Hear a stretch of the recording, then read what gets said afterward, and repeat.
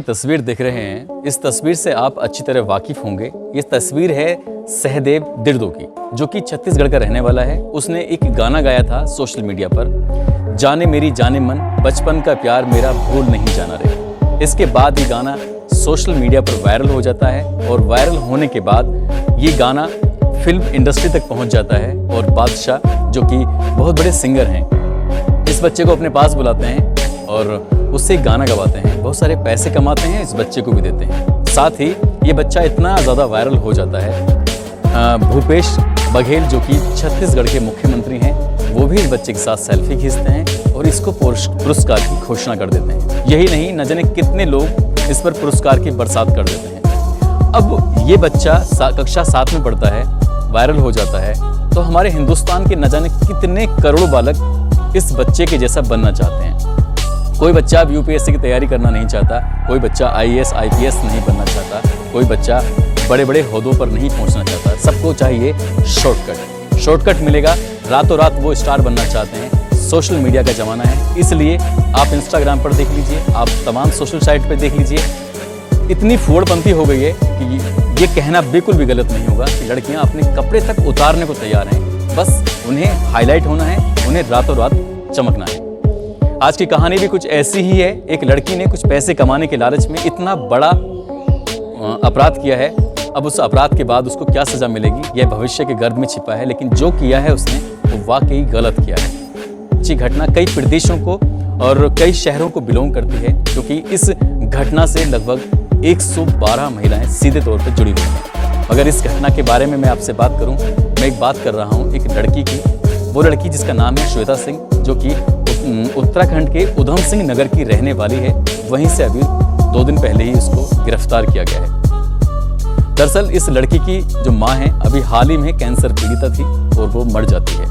जब पहला लॉकडाउन लागू होता है, कोरोना हमारी ज़िंदगी में आया हुआ था, इस लड़की के पापा को कोरोना हो जाता है और वो भी मर जाते हैं। इस घर में अब 4 बच्चे हैं। एक बड़ी लड़की है, दूसरे नंबर पर ये श्वेता सिंह है और तीसरे नंबर पर इसकी एक छोटी बहन है और चौथे नंबर पर इसका भाई है, जो भी स्कूल में जा रहा है और बहन भी स्कूल में जा रही है। जैसे क्या सहदेव ने रातों रात एक गाना गाकर स्टार बन गया, चमक गया, वैसे ये लड़की भी कुछ अलग करना चाहती थी। इसीलिए इसने अपने कुछ दोस्तों से संपर्क किया, कांटेक्ट किया।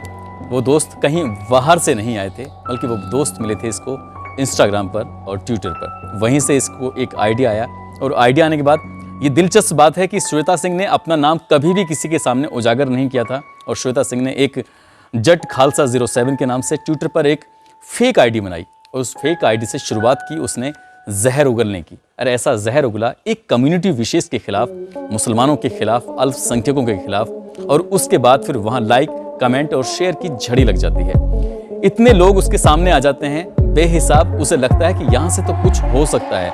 कुछ नहीं, बहुत कुछ हो सकता है। इसका ये आइडिया था, आइडिया कामयाब होता है और इस लड़की ने अपने कदम को अब आगे बढ़ाना शुरू कर दिया। सोशल मीडिया पर एक गिटहब के नाम से एक साइट है, वहाँ से आज़ादी है सबको अपने अपने ऐप बनाने की। तो इस लड़की ने किसी से आइडिया लेकर, यानी कि सुली डील से आइडिया लिया और सुली डील से आइडिया लेने के बाद इसने एक बुल्ली बाई के नाम से ऐप बना डाला। यही मुख्य लड़की है जिसका नाम श्वेता सिंह है और श्वेता सिंह ने अपना नाम कभी किसी के सामने नहीं रखा।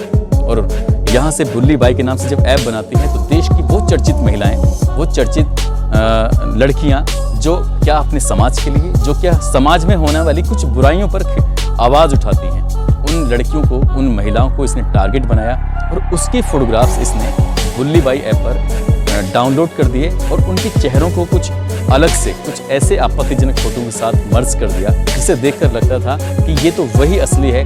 वैसे समाज की बातें करती है, वैसे बड़ी बड़ी बातें करती है और यहाँ ये नग्न तस्वीर के साथ है और अपनी बोली लगवा रही है। फिर यहाँ से लोगों ने शुरू की है बोलियां लगानी। अब उस महिला के एक दिन में एक महिला को टारगेट किया जाने लगा और उसकी बोली फिर लगने लगी। अब बोली हिंदुस्तान से बाहर भी पहुंच जाती है। ऐसी बोली कि शायद किसी को भी सुनकर घिन आ जाएगी, किसी को भी सुनकर शर्म आ जाएगी। अब ये ऐप जब वायरल होना शुरू होता है तो 1 जनवरी को एक पत्रकार है जो कि द वायर में काम करती हैं, मैं उनका नाम नहीं लेना चाहता, उनके पास तक किसी उनके दोस्त ने मैसेज किया कि तुम्हारा फोटोग्राफ्स सोशल मीडिया पर वायरल हो रहा है, तुम्हारी तो बोली लग रही है, क्या तुम किसी के साथ जाना चाहती हो, क्या तुम ये सब धंधा करती हो। जब उसने इसकी गहराई को जानने की कोशिश की तो उसे खुद पर शर्म आने लगी। एक आरजे है जिसको सुनकर कितने ही लोग उसके दीवाने हैं, करोड़ों लोग उसकी बातें सुनते हैं। उस लड़की का फोटोग्राफ भी उसके अंदर पड़ा हुआ था।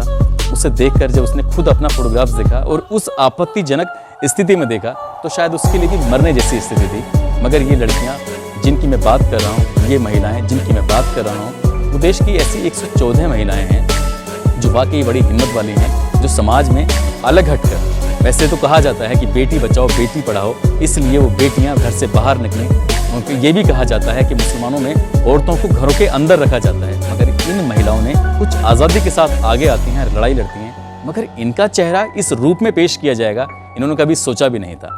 1 जनवरी का जब दिन निकलता है, लोग खुशियाँ मना रहे थे, नए साल के उसमें खुशियों में सरोबोर थे, तभी एक पत्रकार ने एक रिपोर्ट दर्ज कराती है और उसके बाद फिर उसका मामला सोशल मीडिया पर इस कदर वायरल होता है कि एक ट्रेंड शुरू हो जाता है और उस बुल्ली बाई के खिलाफ आवाज़ उठनी शुरू हो जाती है।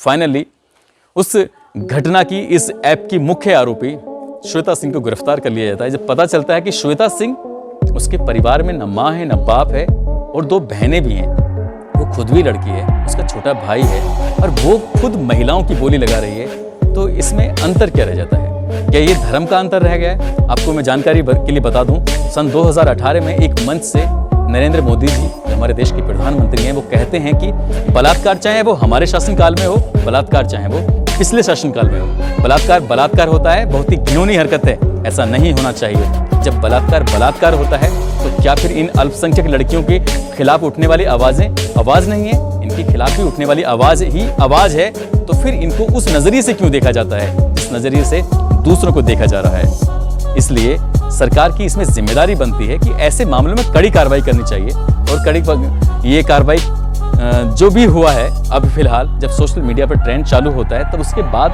सरकार जागती है, प्रशासन जागता है, पुलिस जागती है और गिरफ्तारियां शुरू होती हैं। अब तक 3 गिरफ्तारियां हो चुकी हैं। श्वेता सिंह भी गिरफ्तार हो चुकी है, बेंगलोर से विशाल कुमार भी गिरफ्तार हो चुके हैं और तीसरा नाम जो अभी सामने आया है जियाऊ, जो नेपाल से है, उसकी भी गिरफ्तार करने की कोशिश की जा रही है। मगर एक नाम और जो आया था उसका नाम मयंक रावल, जो कि उत्तराखंड से गिरफ्तार हो चुका है। मैं ये कहना चाहता हूँ कि ये 4 या 6, 10, 20 लोग हो सकते हैं कि गिरफ्तार करके इनको जेल में डाल दी जाए, मगर उनको भी तो देखिए, जो लोग इन्हें लाइक करते हैं, जो लोग इनके कमेंट करते हैं, जो इनकी पोस्टों को शेयर करते हैं, कैसी मानसिकता बन गई है। क्या हर आदमी इसी मानसिकता के सहारे जी रहा है? उसको कैसे पाठ पढ़ाया जा रहा है? एक संस्कृति हमारे हिंदुस्तान की रही है कि चाहे अलग अलग भाषाएं हों, अलग अलग जाति हों, अलग अलग धर्म हों, हमें एकता का पाठ पढ़ाया जाता है। ये कौन सा पाठ पढ़ाया जा रहा है? ये ना कोई देखने वाला, कोई सुनने वाला है इस दुनिया के अंदर? अगर है तो कम से कम सबको एक ही पायदान पर रखिए ना। क्यों इन्हें बंटवारा कर रहे हैं? सिर्फ किस लिए? थोड़े से पैसे के लिए, कुछ राजनीति के लिए, कुछ सत्ता हासिल करने के लिए? बच्चों को हम क्या दे रहे हैं? आप सोच कर देखिए, आपके आसपास की गलियों में कहीं किसी के साथ हादसा हुआ हो, चाहे वो किसी भी जाति, किसी भी धर्म का क्यों ना हो, किसी ने किसी को मारा हो, लेकिन मारने वाले क्या घर में सुरक्षित बैठे हुए हैं? नहीं, वो जेलों के अंदर होंगे। क्या उनका परिवार खुश होगा?